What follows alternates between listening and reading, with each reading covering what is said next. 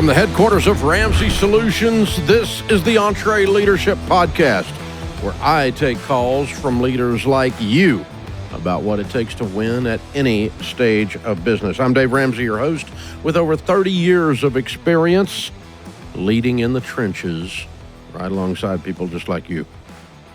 If you want to talk about small business and talk about leadership, you found the place. By somebody who actually does it.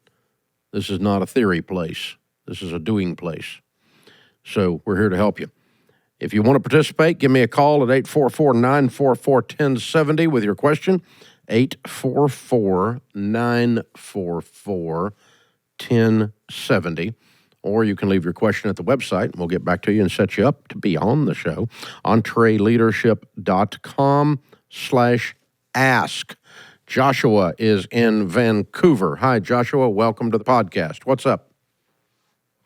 Hey, thank you for having me. I'm Joshua. I'm in the tourism business in Vancouver. I've just got a bit of a dilemma with a business partner I was hoping you can maybe help me with. I'll try. Tell me about it. So we started our business back in 2018, just a handshake agreement because we were young and didn't really know what we were doing. It was me and my brother and a friend of ours. During the pandemic in the tourism industry, kind of decimated our business.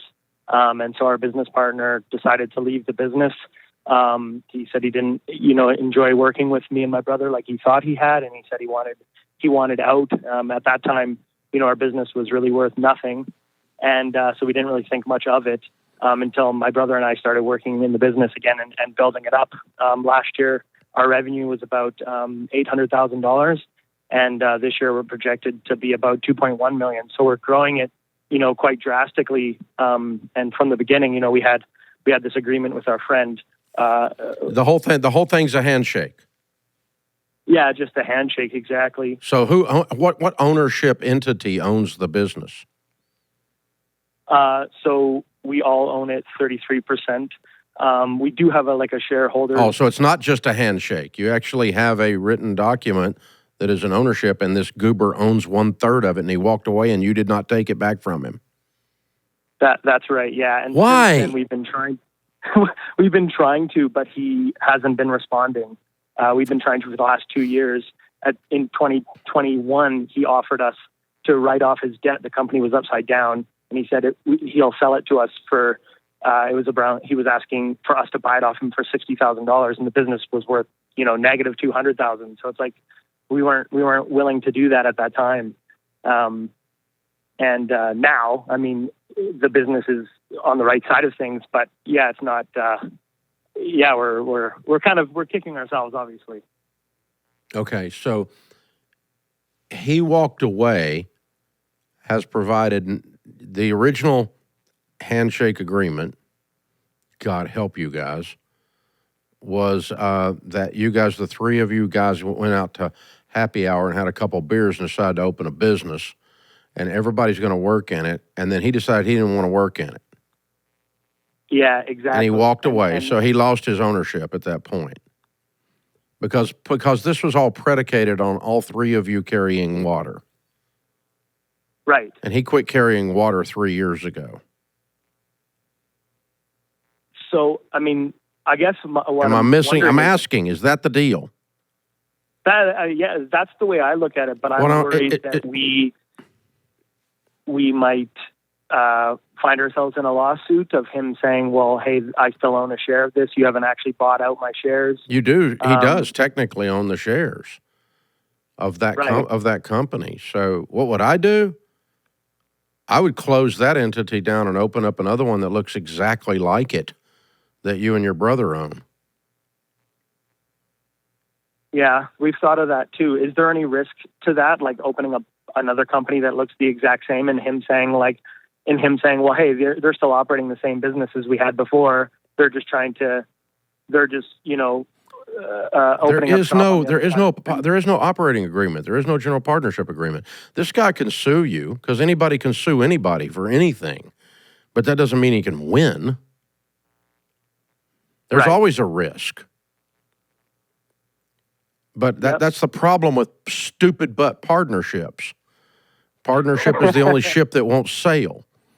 And so It's why we tell people to never do this, because it always goes sideways like this. So the number of general partnerships in small business that survive 1 decade is almost zero.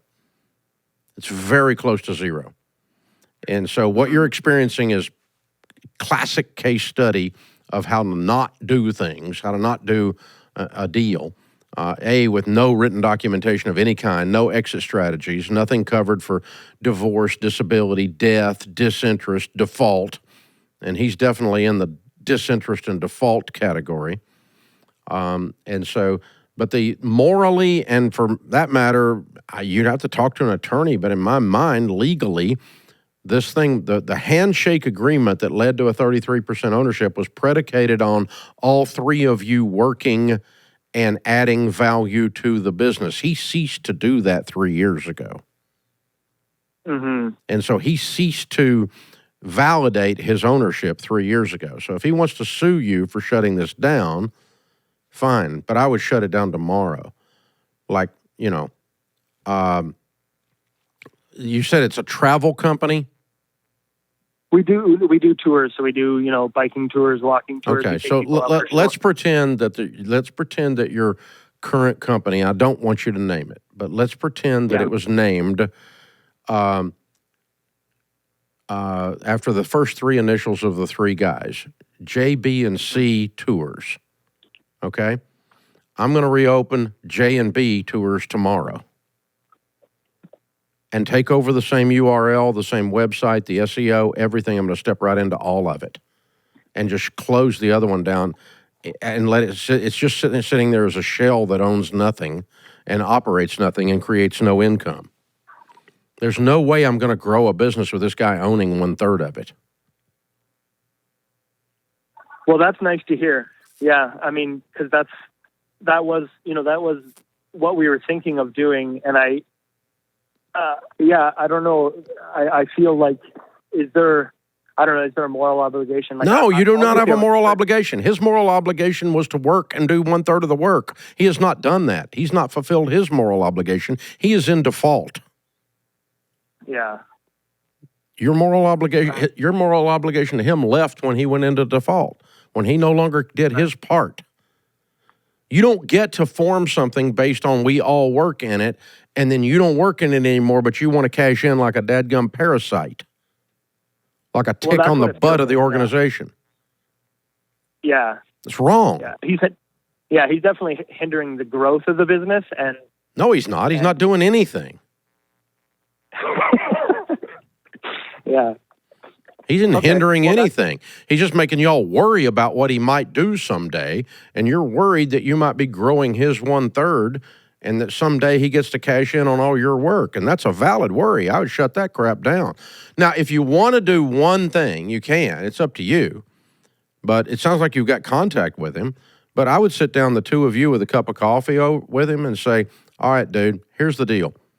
The deal that we did for 1/3 was based on the fact that all three of us work and cause the business to grow. You don't work here anymore. And so we are getting ready to close the business down and reopen in another name and keep going without you. And you're going to get zero. However, in the name of our former friendship and in the name of not having to fool with all that, we'll offer you $10,000 today in cash right this second to sign over your shares. If you don't, your shares are going to be worth zero because I'm closing it tomorrow. That would, in person, both of you brothers looking at Goober and telling him the way it is. I would love that. But the only communication we've had with him is actually through his lawyer, though. He hasn't responded to a call or an email. Oh, he has a lawyer. His dad is a lawyer. Oh. Okay. Yeah. Then I take back everything I said. Freaking hate lawyers. Yeah, and we have an email communication from him and his dad. And his dad. You know the difference between a catfish and a lawyer? One of them's a scum-sucking bottom feeder, and the other one's a fish. Oh, God. Unbelievable. Yeah. No, you need to just shut it down. Go get you an attorney and reset your ownership and reopen tomorrow in a different, slightly altered name and move on. And then do expect his dad to come after you, but good luck. He's gonna have he won't. He's gonna try to bluster and be his BA lawyer crap, and then I'm gonna hire an attorney and just fight him to the death. No, you're not wrong. And don't be sitting there growing a business and giving a third of it to a parasite because his father's a lawyer. No way. Not intimidated. Quite the opposite. Now I'm pissed. Long way from intimidated. Now I'm ready to fight. So no. Close it tomorrow, Joshua, and get an attorney, reopen in a different entity name, slightly change it, scarf all the SEO and move it over there. There's nothing he can do about it. He has no basis for this. He will lose. That's my opinion. I'm not an attorney. If you want to get a legal opinion, you can get one from one of those catfish people. This is the EntreLeadership Podcast. Here's a math refresher. There are only 24 hours in a day, so you and your team need to streamline time-consuming tasks to focus on the activities that make money. Smart businesses are realizing that to reduce headaches as they scale, they need NetSuite by Oracle. NetSuite is the #1 cloud financial system, bringing accounting, financial management, inventory, and HR into one platform. With NetSuite, you can reduce IT costs because it's cloud-based. You can cut the cost of maintaining multiple systems because you've got one source of truth. It's a big deal.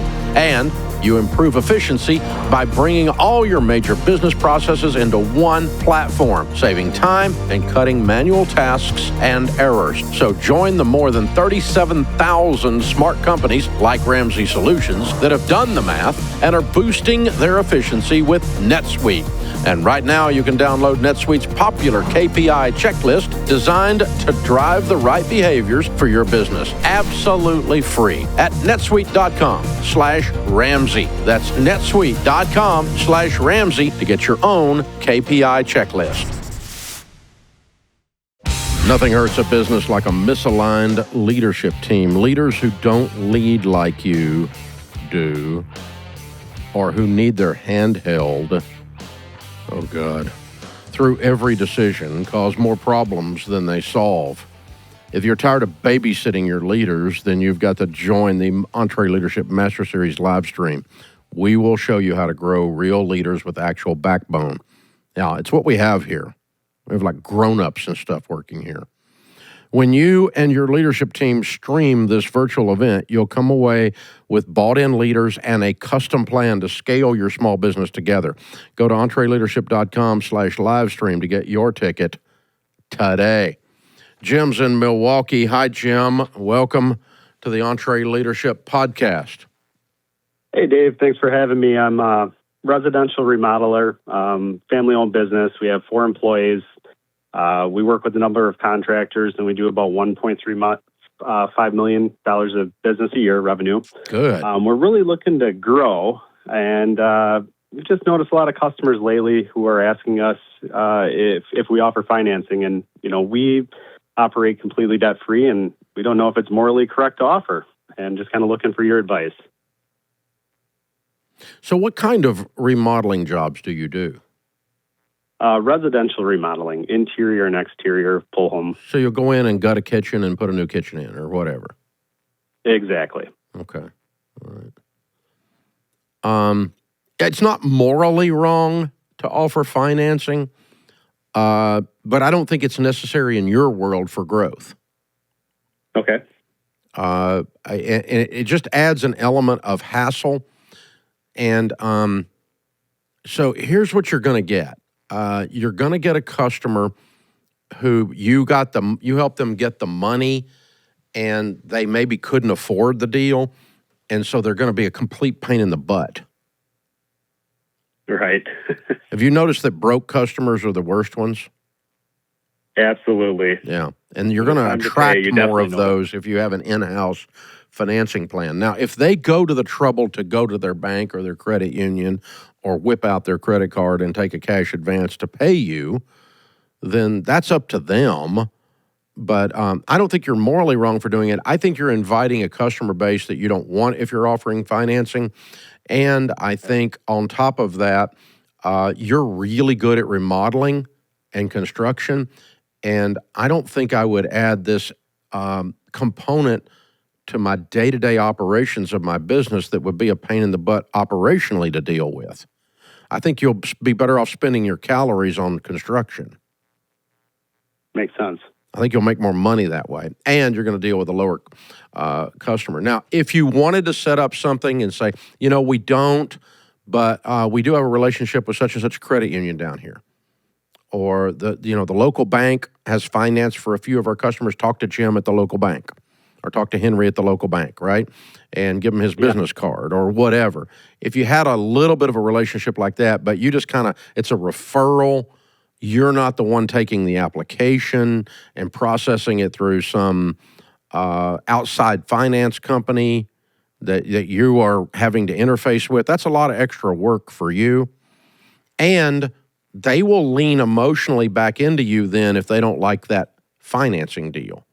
So I think it's better off if they make their own financing decisions. But again, I don't think it's because you're immoral. So if you own a restaurant and you take credit cards, I can't take credit cards. I'm Dave freaking Ramsey, okay? That would be very hypocritical if I took credit cards. That would be immoral. Right. That would be immoral. But if you own a restaurant and you don't believe in debt, but you take credit cards, you're not doing something wrong.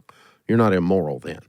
That's a decision somebody, or if you own a car lot and some of your customers finance cars, that's not immoral, even if you don't borrow money. So anyway, Jim, I think for those reasons, I'm going to concentrate on my calories and on my expertise.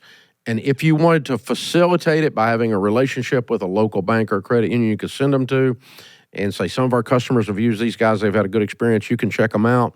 That might be nice to have around, but then you don't have to do all the processing, and they are going to own the responsibility of the financing, and all you need to be is paid. All you care about is, do you get your draw, and do you get your upfront deposit, or whatever your terms are on the renovation that you're doing for folks. I assume you're getting some upfront hold money to cover some of your cost of goods, some of your construction materials at least, so you're not cash flowing their job. And then you're probably getting a draw, depending on the size of the job, in the middle of the job, or maybe 2 draws, and then a final payout at punch. That's a pretty typical scenario in your world. So, by the way, I think the business position that you're in, the space that you're in, is absolutely amazing. I think you're going to be able to triple that deadgum business before you know it. Because if you do renovations and you help people with construction, if you price yourself a little bit high and you show up on time or early and you finish on time or early and you have good quality and there's always somebody on the job, there's not 3 weeks with nobody showing up over there and that kind of crap. If you keep the job looking like an anthill, people crawling all over it, and you finish earlier on time and on budget, you will get so many referrals, you'll have so much business, you won't know what to do. I mean, you're going to grow a $10 million business, Jim. I'm so proud of you. It's a great space, and I hope we can help you as you go along. We really appreciate you joining us, man. Great question. This is the EntreLeadership Podcast. Thanks for hanging out with us, America. Dominic is in Austin, Texas. Hey, Dominic, how are you? Hey, Dave. Great. How are you? Better than I deserve. What's up in your world? Hey, so I'm an owner-operator of a pool cleaning company in Austin, and we, have been in business for about a year, and we keep hearing, don't grow too fast, make sure you're not growing too fast. And just wanted to get your opinion on, what we can do as a business to make sure that's not happening, and, what the signs are of maybe growing too quickly. Okay. At Ramsey, we tell ourselves we have to keep 3 things ahead of our growth. Otherwise, we're out over our skis. We're growing too fast. Okay? Number 1, we don't want to grow faster than our cash. Okay. We don't want to be stretched thin on the finances because we grew too quick. Right. Yeah. or that put totally makes ourselves sense. at risk. Number two, I can't grow faster than I can hire good quality people, because people Okay. cause your business to grow inside. And if you can't get enough help and you end up taking on more jobs than you can service because you don't have good quality human beings to show up and do the work right on time as promised, and in your space, you know what I'm talking about. There's only two kinds of people in the pool business: complete bozos and excellent people. There is no middle ground, right? Yeah, you're absolutely right on that. I've worked for a few larger pool companies in the past, and that's definitely a pain point we've had, is hiring the right people that are going to go out there and do the job that they're supposed to do. And if you take on more accounts than you have quality people to service them, so you take on bad people because you're trying to hurry up and get everything taken care of, you're going to spoil your own business, because you're going to spoil your reputation because you grew too fast, in air quotes. That's what that means, okay? So if I go faster than my cash or faster than my people, and in our case, I don't know if it applies to you, maybe it does, but a little bit, but in our case, we can't grow faster than our internal technology infrastructure. Right. So if we grow faster than we've got the digital ability to process all the stuff, then the thing falls in on itself, and again, we have a service problem with the customer. In your world, that might be, I can't grow faster than I can purchase good quality equipment to keep the pools clean. Right. Yeah. So like if you doubled your volume, you'd have to double the amount of equipment you're operating, or bring on new technologies that were faster or whatever. But you can't grow faster than the quality and the size of your equipment. You can't just run your equipment ragged. You've got to stay up with it. And so, the analogy that we use with that is, in the military, if you're fighting a ground war, a ground battle, that they tell you that, and I've never been in the military, but military guys have told me this, that you don't let your fighting men and women, the advanced line of the battle, go faster than the supply line of gasoline, the supply line of bullets, and the supply ammunition, and the supply line of food. Right. Because if you have hungry troops out there with no gas in their tanks, in their equipment, and no bullets, and they're hungry, they die. You lose the battle. Sure, yeah. You lose the battle. Yeah, So you advanced your lines past your supply lines.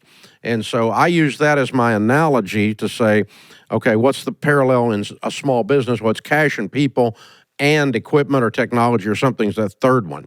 And you could make up four if you wanted to. I don't care. But what is it that would cause me to get out over my skis? Sure. And go head over heels down the slope. And so that's what you're looking at here. And I think that's going to be the challenge in your world. You're probably, you're probably small enough at a year old that the cash is a real limiter. The amount of cash you have to grow with is a real limiter. Sure. And certainly hiring. I've never, in 30 years of operating this business, hiring has always limited our growth. Mm-hmm. We've always had more things we wanted to do than we could find people, high-quality people, that would join this crusade that fit the culture, that I didn't have to babysit, all that kind of stuff. We have more trouble finding enough of, we have more ideas. And nowadays the money's not a problem. I got plenty of money. But it's just people is the biggest limiting factor to implement the ideas. So our recruiting and hiring is our biggest limiting factor. And truthfully, some of the internal technology crap drives me crazy too. But I can imagine. That one's fixable. But I think I remember being your size, and I didn't have the money to do it. I saw territory. I could go take that. I can go take that piece of ground, but I didn't have the bullets and the gas to go get it. And so I had to wait until I had the supply lines. That's what growing too fast means. That's where you'll get in trouble and get out over your skis. If you have enough money and you have enough people, you can't grow too fast. And you have the right technology, the right equipment. If you've got a supply of all of those things coming at you to be able to serve the customers, but what ends up happening is people stretch themselves too thin. They take jobs they can't cash flow. They take jobs they can't supply the workforce to or the equipment to, and then the customer's pissed off, and you start to get a bad reputation, and you get this negative momentum, and you start to smell bad. And that's what growing too fast is. That's what people are talking about. So I think if you'll watch those things, Dominic, you're going to be just fine. Congratulations. I think by the way, again, like the last guy, your space that you're in, pool cleaning, pool restoration, God, man, just really, it's a low bar to be excellent in that world. It's just, God, there's so few of them. So do it right and you'll just be huge. This is the EntreLeadership Podcast. Thank you for joining us. This is the podcast for small business folks on leadership and growing your business. For small business people, by small business people. Yeah, I got 1,000 folks and we're $300 million in revenue, but in my heart, I'm always been and will always be a small business person. And I glory in that. 54% of the gross domestic product, all goods and services, over half provided in the United States, are provided by businesses that have 500 or fewer team members. Small business is statistically, economically, and mathematically the backbone of the American economy. If you're a small business person, you're a freaking hero. And we thank you for what you do for your community, for your employees. We thank you for how good people can do business in a free market society. Thank you. Kyle is in Salt Lake City. Hey, Kyle, what's up? Hi, Dave. Thanks for taking my call. Sure. How can I help? Yeah. So to make a long story short, my dad and I are the owners of a power sports dealership. There's, counting him and I, there's 5 of us working. And our revenue last year was $230,000. And, we're one of the oldest dealers around. And as a result of that, my grandfather and my dad, they've done things their way for so long that now I feel like I'm having to clean up the mess, and make a situation better if possible. What did you say the business is? Power sports. So like, boats, watercraft, outboards, snowmobiles. And you only sold $230,000 of them? Well, that was the revenue. We're smaller than most, I would say, but we're dedicated to our customers. And wait a minute. I mean, that's like 10 boats. Right. Like I said, we're small. Smaller than most. My grandfather wanted it. Or side by sides or whatever. You sold 10 units last year. Not even one a month. No, it's not.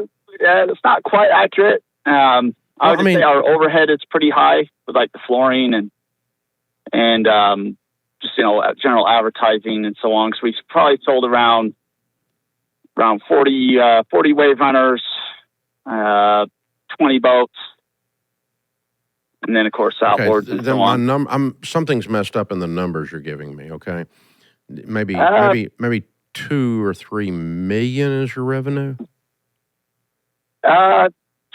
You don't do 40 wave runners for $200,000, dude. Yeah, that's actually one of the reasons I was calling. Because with how small our business is, and when my grandfather passed away 10 years ago, he handled the bookkeeping, and then that kind of all just fell in my lap. This is not bookkeeping. This is 6th grade math.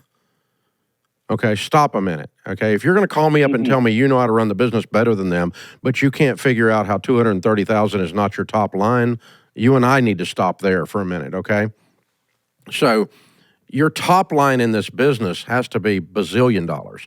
Did you say $230,000? That was revenue, but that is not revenue. Revenue is the total of all sales.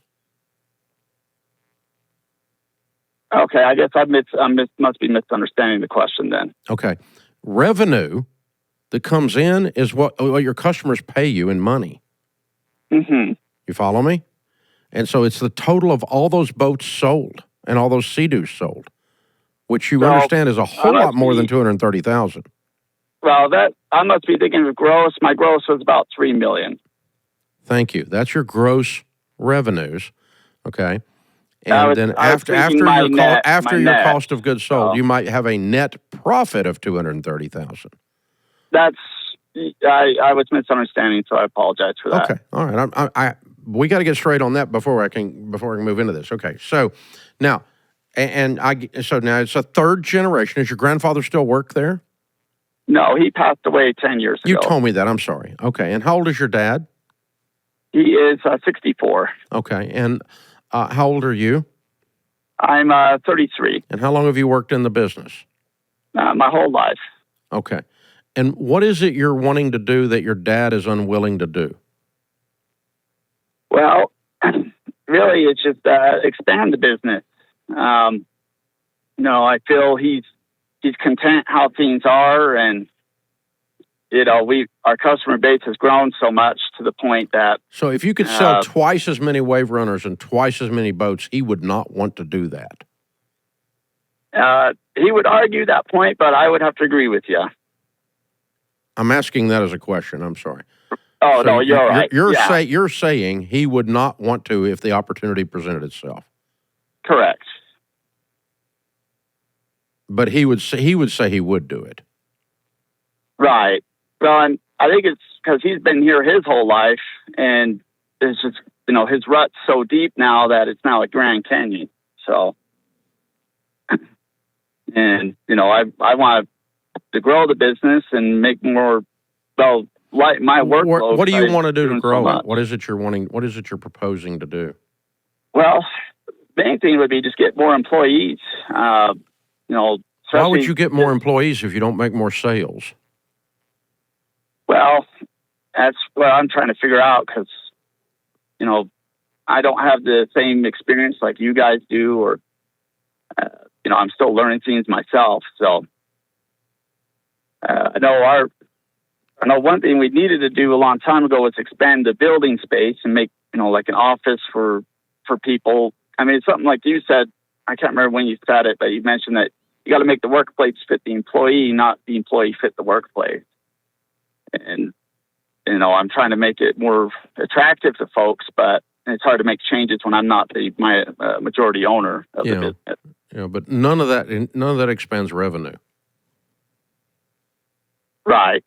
Right. All you're doing is raising expenses. So you can't hire more people, and you can't change the office space and update it to make it more culturally friendly for the team that works there, which I don't disagree with either one of those things, but you can't do those things without a proposal to bring in revenue to pay for them.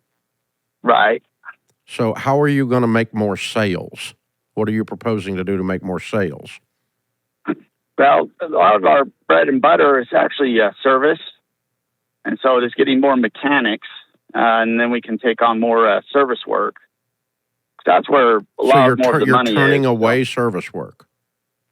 Yeah, we're just, we're forced to, like my schedule right now, we're like a month out before I can get someone in on the schedule. Okay. We're that busy, so. Do you have the physical space to add a mechanic? You have another bay? We don't. No, that's one of the issues. Okay. All right. So it's not just adding a mechanic. Somehow we've got to reconfigure the building to add a bay. Mm-hmm. All right. So, is there any land there that you could add a small metal building to be your next bay? So where we're at, it is small, but I've actually been talking with a builder because there's an old building next to us, but we own it. The plan would be to tear it down, build a new building there to expand the lot and just make it a better environment for everyone. Because right now, like one of the bays we have is outside, and with 100-degree heat, it's unpleasant. So that building that's next door, why could you not just push some of the walls down and turn it into a couple of bays and throw a couple of mechanics in those bays in that building rather than push it down for right now and go make some money? It was an idea. We've looked into that, but this building's so old. It's from the 40s. I don't care. I'm not trying to run it. I'm not trying to run it for 40 years. I'm trying to not spend money till I make some money. You keep knocking down buildings and rebuilding stuff and not adding revenue in our conversation. Expanding the lot is not necessarily going to add revenue, unless you're are you turning away customers to buy things? No. Okay, so you're not running out of inventory. No, we're actually pretty good on inventory after all the nonsense during COVID. Yeah, so expanding your lot to hold more inventory doesn't make sense. Right. Unless you come up with a marketing plan to sell more inventory. Right. Okay, so Kyle, to answer your overall question, your dad is not in a rut. Your dad's using wisdom. And he's challenging you to say, bring me ideas that pay for themselves, that bring in more revenue than they cost. That's what we do in business. We want ideas that make me more than they cost me. On the spot, not maybe, not hopefully, but make me more than they cost me. A lot of what you have proposed to me on this call have been just expenses. They were not revenue producing. And I tried to guide you back to a revenue producing thing, but oh no, the building's 1940. No, go show him how if we do these three things, we're going to make 3 times more than these 3 things cost us. And it's almost immediate. And your dad will do that because he has business acumen. But you just wanting to spruce the place up and basically cut your net profits down by, we're going to take out of that $230,000, we're going to spend $100,000 and everybody's got a nicer office. No, I'm not for that either. Put me in the same rut with him. I'm with you. I'm with him on that. Don't do that. So, but if you can come in and sit down and say, okay, Dad, here's a proposal to add, take the old building over there and for a year, we could make this on 2 mechanics, and then let's take the money that we make on those 2 mechanics and push that building down and expand our lot and put some bays in and let it pay for itself as it goes. And then maybe we can expand our inventory and have a marketing plan to sell more inventory. And so run your service bays out further, upgrade everything, but do it with cash that you're making from your ideas, not taking it out of the profits. Bring in more money than your idea costs. And I think your dad will probably go along with you. But I think what he's pushing back on is you don't have a revenue idea to go with these expense ideas. At least in the discussion you and I have had today. Now, maybe I misunderstood you, but that's what I understood as we did this. So let's go back to the drawing board on that, and I think you'll probably get better progress with your dad at that point. And it'll make you a better businessman in the process of doing that. So good stuff. Hey, folks, good show. Remember, better a weary warrior than a quivering critic. This world needs more high-quality leaders. So take courage and lead. I'm Dave Ramsey, your host. Thanks for listening to the EntreLeadership Podcast.